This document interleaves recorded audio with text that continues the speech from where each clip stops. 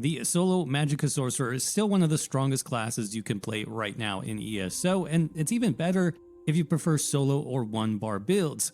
And that's why I've updated my favorite solo sorcerer build called Infinity to now showcase 3 different skill setups, all extremely easy and powerful to play. Now, this build can handle any solo content that you throw at it, from world bosses and world events to dungeons and even some trials bosses. This build can do it all without breaking a sweat.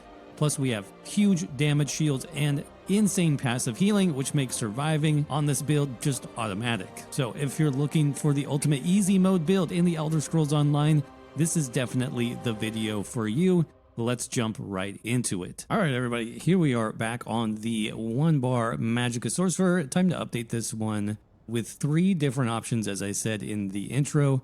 So we'll be looking at the basic 1-bar Mag Sorc and then how we can update that for a little bit more utility and damage with subclassing. But let's go ahead and just jump into the buff stats here. First of all, on the basic setup, checking out the character stat sheet, about 32k max magicka, 26k max health, almost 20k max stamina, so very good overall stats.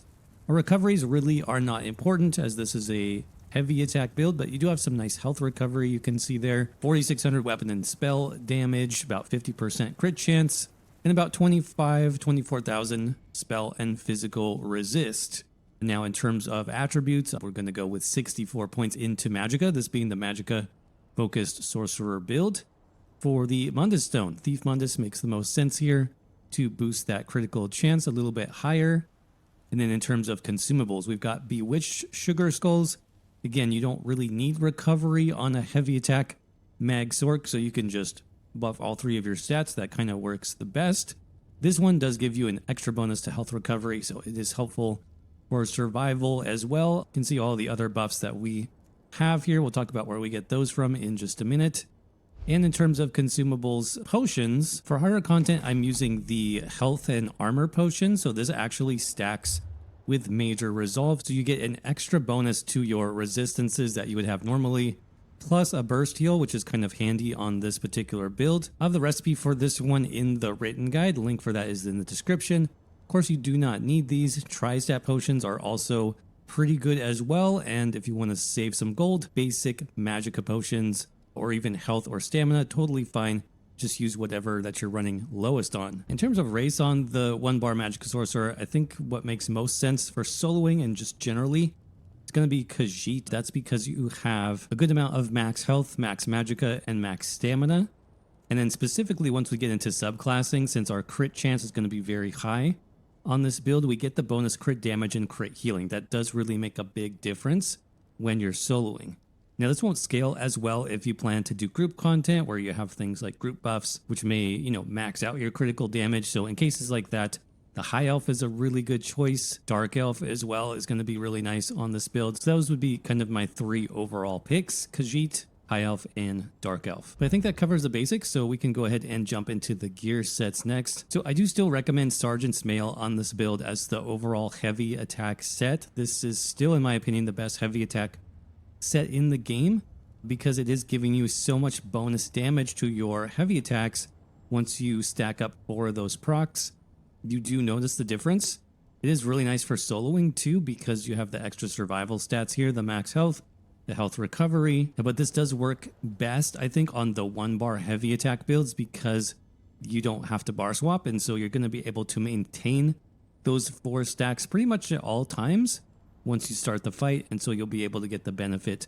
Plus, this is a base game set. It comes from one of the easiest dungeons in the game, Wayrest Sewers, so you should be able to pick this up no problem. Of course, this is a heavy attack set, so there is kind of an ideal way to run this. What I tend to do is the lightning staff, obviously, for the heavy attack build. That still is the best option. With the precise trait, with the shock damage enchant, you're going to want that to set enemies off balance, so make sure you do put the shock glyph on this one.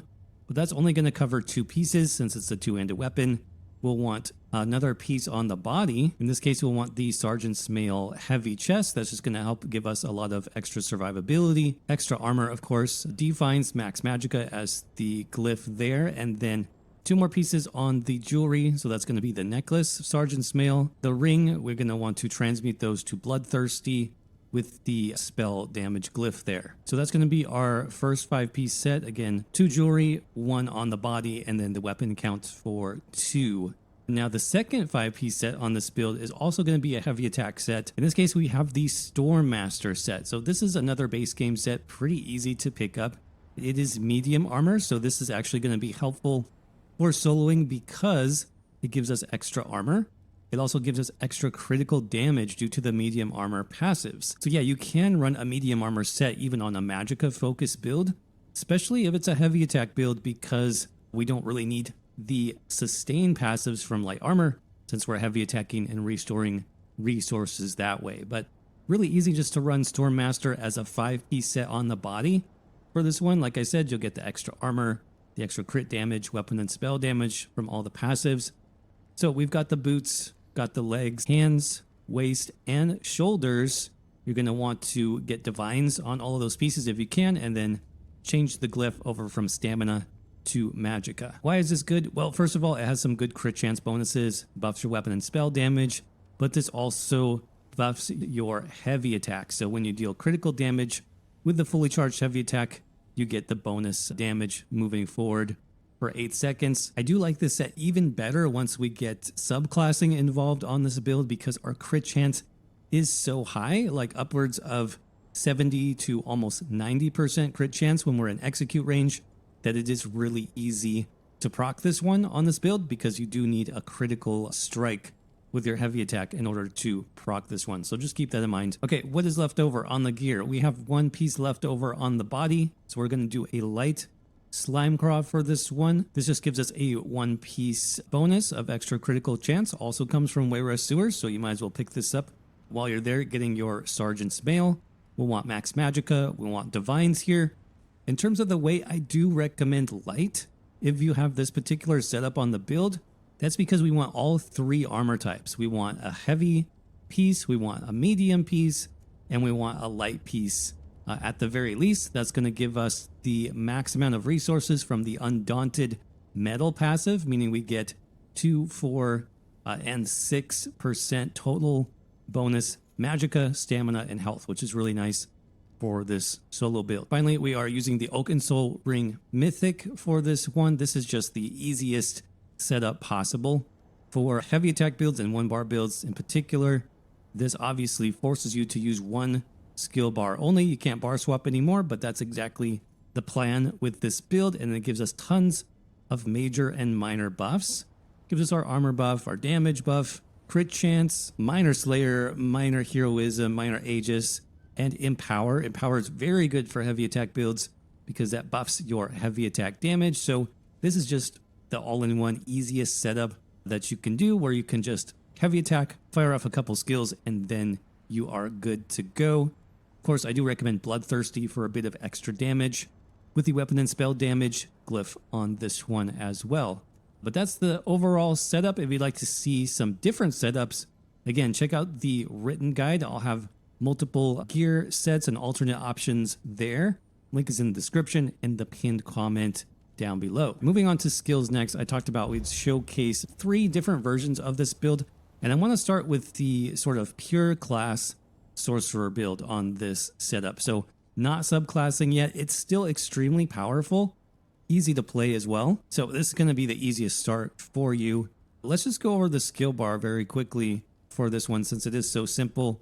Elemental Susceptibility, this comes from the Destruction Staff skill line. This is going to be your main armor debuff if you don't use subclassing. Sorcerers don't really have a source of major breach, which you do want some type of major breach option on your build, particularly if you're playing solo. That's really necessary. So using Elemental Susceptibility is a really nice option for that. It also applies the burning, chilled, and concussion status effects, which are going to help bring in a little bit more damage. As well, it has a nice 30-second duration, and it is free to cast. So a really easy option there for that major breach.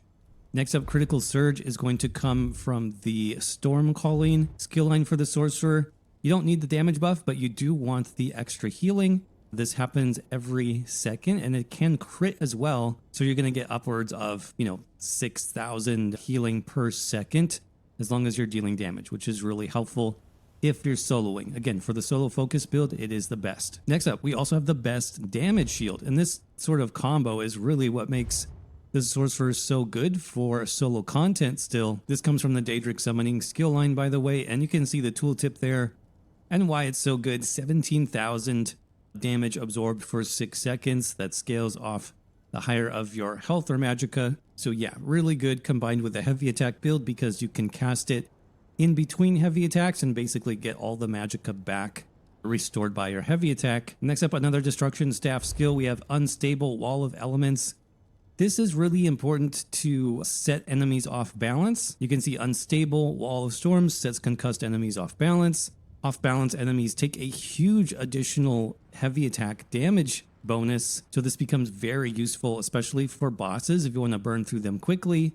This is going to help you get that off balance proc on them more consistently when paired with the shock glyph on your lightning staff. You can also just recast this ability if all of your other skills are still active. You have nothing else to cast. Just cast this again because it will explode every time that you recast it for some additional damage. And then finally, our last ability here on the 1-bar setup is sort of a flex spot. You can really run anything that you want here. Now, for more difficult, challenging content, I do like Structured Entropy. This comes from the Mages Guild skill line, and this is good specifically because it gives you another heal over time effect, and this is going to sort of double up with your critical surge to give you just a ton of passive healing. Don't forget, you can also cast this on multiple targets, so you can get multiple heals coming in at the same time. But that leads us to the ultimate ability. For the pure class version, we're going with the Destruction Staff Ultimate. This is just a ton of burst. It's AoE. It's increased in duration when you're using the lightning staff. So it's just a really good all-around option. Other things you could do here, you could do Daedric Summoning, Greater Storm Atronach. That's another nice class-based ultimate. You could run Shooting Star from the Mages Guild if you want more ultimate generation. But yeah, that's kind of the setup for the pure class version. Let's go ahead and run through a quick rotation just so you can see how this works. So for the pure class build, really simple. You want to maintain just your 1 buff critical surge at all times. Make sure the enemy is debuffed with susceptibility. Make sure you have degeneration going.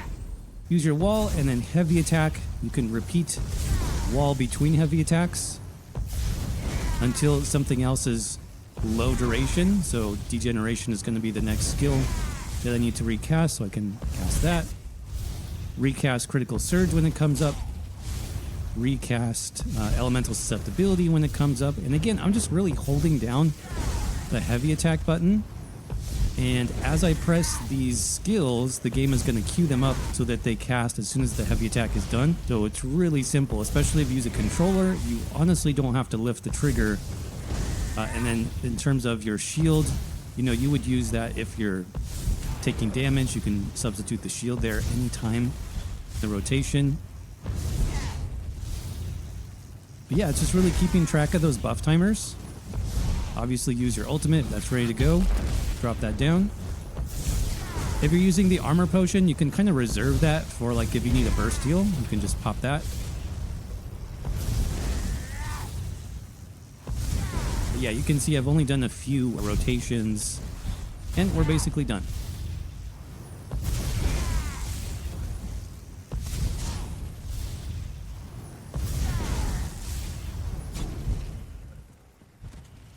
Okay, so what about subclassing then? Well, as you can see, I'm really only using 2 of the Sorcerer skill lines. I'm using Daedric Summoning and Storm Calling. So you can very easily substitute Dark Magic for anything else. Now, I think the most bang for your buck is going to be grabbing the Nightblade Assassination skill line still. With Assassination, what I like to run is Grim Focused, morphed into Relentless Focus. This can be in our flex spot now, so instead of Structured Entropy, I can use Relentless. This serves kind of the same function. I am still getting some healing back because I do get a heal every time the bow procs, but I'm getting a lot more damage, specifically burst damage with every 4 stacks. The nice thing about the heavy attack build is heavy attacks give you 2 stacks, so literally every 2 heavy attacks you can fire off another Relentless Focus. It's pretty powerful. Now, obviously, you can also run the Nightblade Ultimate, which is also incredibly good if you're doing single targets. If you have a single target boss fight, for example, Soul Harvest from Assassination, this boosts your overall damage by 20% for 8 seconds, which is huge. Not only does that buff the overall damage of your skills, but it's also buffing your heavy attack damage by another 20%. Plus we're getting 10 ultimate when we kill an enemy with the Soul Harvest morph. And not only that, we get all of the amazing passives, more crit chance, more sustain, even more bonus crit chance, and then 10% critical damage, plus minor savagery for even more crit rating. So you can see with just this one skill line replacing, we're getting a ton of benefit for really only running one skill and maybe an ultimate if you decide to. Now, in terms of rotation with the subclassing Nightblade, it's going to be really similar, honestly. The only difference, like I said, is you're going to keep an eye on Relentless Focus and cast that whenever you have a chance, basically in your rotation. So I can start again by buffing Crit Surge for the healing, debuff with Susceptibility, get my off balance going. Can use my ultimate there as well to get that bonus. And then you can see pretty quickly Relentless is ready, so I can just queue that up. Again, I don't have to let go of the heavy attack button. I got 2 Relentless bow procs there, and I just continue my rotation. Kind of rebuffing these as they come up. The thing here with the ultimate, make sure you go with the Soul Harvest into Relentless Focus to buff that damage spike. You can see I got 70k on one of those when it was buffed in advance by Soul Harvest.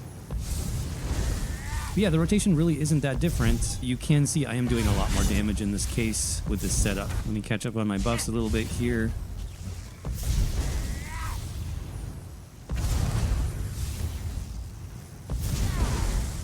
Yeah, and that should be enough to finish off the dummy. Really easy. So this is what I would say is kind of the most balanced. You get more damage, but you still have a good balance of survivability. You know, you can still run Crit Surge. You can still run Hardened Ward because you have Daedric Summoning. So you've got all the healing. You've got the defense. You still have Major Breach skill, and you have more burst damage with Relentless Focus combined with Soul Harvest. Plus, this does count as a burst heal if you use it in melee range. So this setup is extremely good, very flexible as well, but there is one more option you can use for even more damage. For that, we're actually going to take out Daedric Summoning, and we're going to grab a Necromancer skill line, in this case, Gravelord, to replace Daedric Summoning. So what does that do? Well, it gives us a really nice AoE Major Breach. So this is going to be much better if you're like trying to solo dungeons or arenas more quickly, because now you can apply Major Breach to all enemies in the area instead of just one. And you also get minor vulnerability on top of that, so they take 5% more damage. So I'm going to slot that instead of my elemental susceptibility there. But I can also take advantage of Necromancer passives like Death Knell. This gives me an extra 20% critical strike chance versus enemies that are low health. I also get an extra 3k penetration while I have Boneyard active, and I also get a 10% bonus to my damage over time effects. So yeah, in this case, you can see all I did was I substituted one skill. I have Unnerving Boneyard. I can take advantage of all those passives. And then even for more AoE type content, you can run the Glacial Colossus ultimate here in place of Soul Harvest. This will give you more AoE damage plus a stun as well. So it's great for boss fights that have waves of adds that come in that can be stunned. This can really be a lifesaver. But obviously you can see now the gap with this build. It is going to have even more damage thanks to that AoE Major Breach and minor vulnerability. But we're now missing a really important component for a solo build. And what makes the Magicka Sorcerer so good is the damage shield. So what can you do there? Well, this is really most optimal if you have access to scribing, because with scribing, you can go to your soul magic skills and you can pick up Warding Soul, which is a scribed damage shield. This doesn't have as much of a shield as Hardened Ward, obviously, but it does give you some nice buffs. For example, we can get a heal over time effect, and we can get Major Vitality, which increases healing received and damage shield strength. So really, once we have this slotted and we're using it, the shield size is more along the lines of 12k, which still is not as powerful as Hardened Ward, but it is still pretty good, and the additional healing received bonus. Just so you can see the scripts that we're using. Damage shield obviously creates the shield for the skill. Combining that with Sage Remedy, that's what I recommend for an extra heal over time effect, which is actually pretty helpful. And then Vitality is honestly the only one that really makes sense. You get all of these other ones from the Oaken Soul Ring. So Vitality as your third option is what you're going to want there. Shield looks really cool. And then again, the rotation is pretty much the same as all the other ones. I'll go ahead and put the single target ultimate back on so we can see. So really the only difference with this rotation is you're going to be using Boneyard instead of Elemental Susceptibility. Everything else is really the same. You're just maintaining those dots. Heavy attacking in between abilities. And then you're firing off Relentless Focus whenever that's ready.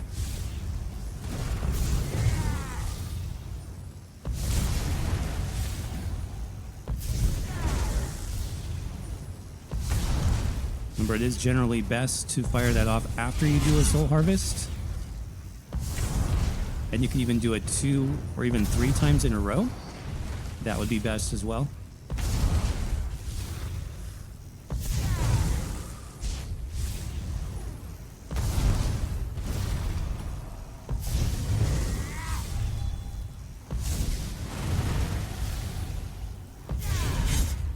Like here, Soul Harvest.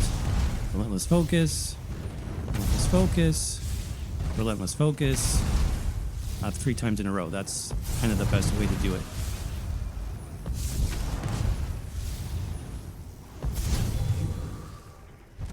All right, let's talk about champion points next.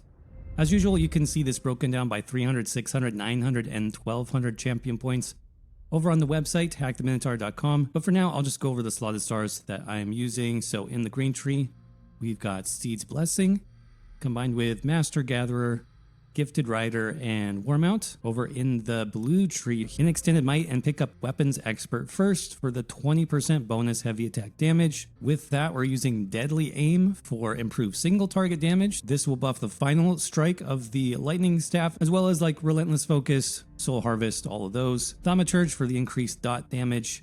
And then Fighting Finesse for 8% critical damage and critical healing. Finally, in the red tree, you can start over here with Fortified for the extra armor, Boundless Vitality for the extra health, Celerity for the extra movement speed on a heavy attack channeled build like this is actually pretty nice.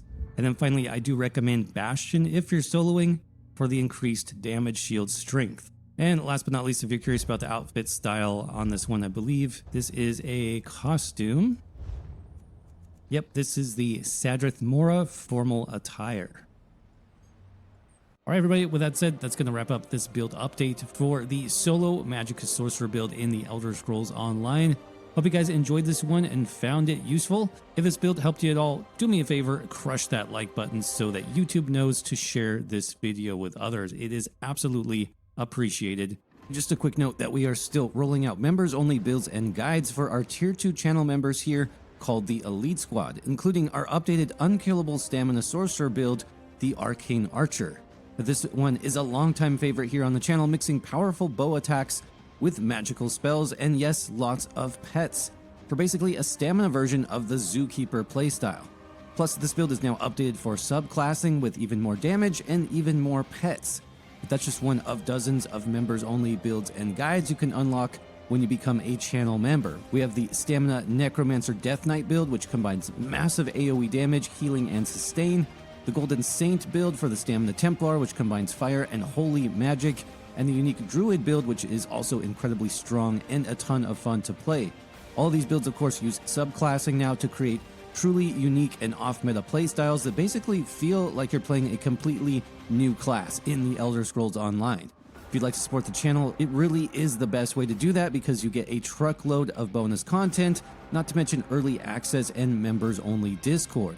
But just make sure to select the Elite Squad option if you're interested, and to get started, click the join button down below or click on the membership link in the description to see our full list of members-only builds and guides.